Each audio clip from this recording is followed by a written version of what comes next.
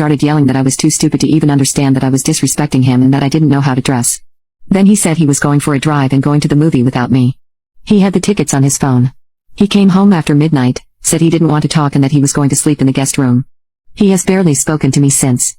My actual birthday had passed a few days prior and he didn't even acknowledge it.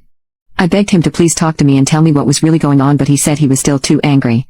He's never once tried to make rules about what I could wear or commented at all on my clothes except to tell me that I looked nice or that he liked certain colors on me.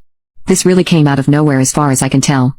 I ended up going to my mom's place for the weekend last weekend and had a nice girls' weekend with my mom and sister.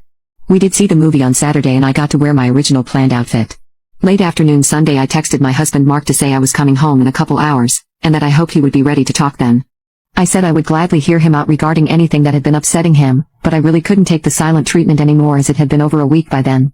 He just texted back okay. We did talk after I got home, and boy, it was a doozy. It turns out Mark has had building resentment for years, since I first got sick with COVID nearly 3.5 years ago now.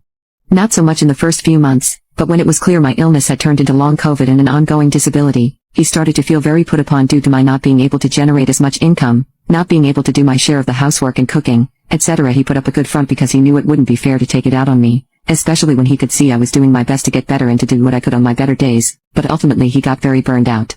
And then after a year or so, started seeking outlets, as in other women. He said at first it was just basically anonymous online intimate texting because the pandemic was still raging. But by early last year, he had formed an online emotional connection with someone in the area, whom he eventually met in person for a physical affair, someone he is in love with now and still seeing. He said he has been trying to figure out what to do, especially as I have been getting better over the past year, lost most of the weight I gained, got back to fulfilling all my responsibilities at work and home, etc. But when I walked out in my Barbie Acorn dress, expecting to have a romantic birthday date, he just couldn't do it. He couldn't go out and pretend to love me and be celebratory when he wanted to be with someone else. So he picked a fight, one I couldn't win. Then yes, when he walked out he did take his secret partner to dinner and the movie instead. The thing is, I do understand him seeking some kind of an outlet. I was sick for years, and between physical ailments and brain fog I wasn't able to participate consistently in the marriage on any level, not as an equal partner. We'd only been married a few months when I got sick, so it's not even like we had a lot of shared history to fall back on. I'm sure he must have felt exhausted, stressed, and lonely, especially as it wasn't certain I would be able to recover at all. I asked if he would consider marriage counseling and recommitting to our marriage, but he said sadly that his heart had moved on. He did say he was so sorry, that he never meant to fall in love with someone else and was just trying to be less lonely, and that I didn't deserve this, that I especially didn't deserve the way he treated me a couple of weeks ago. So, I guess divorce it is. I don't expect it will be very dramatic. We've been talking a lot over the past week to figure out how to divide stuff and to try to make things cordial. In the end, I don't even think he is a jerk.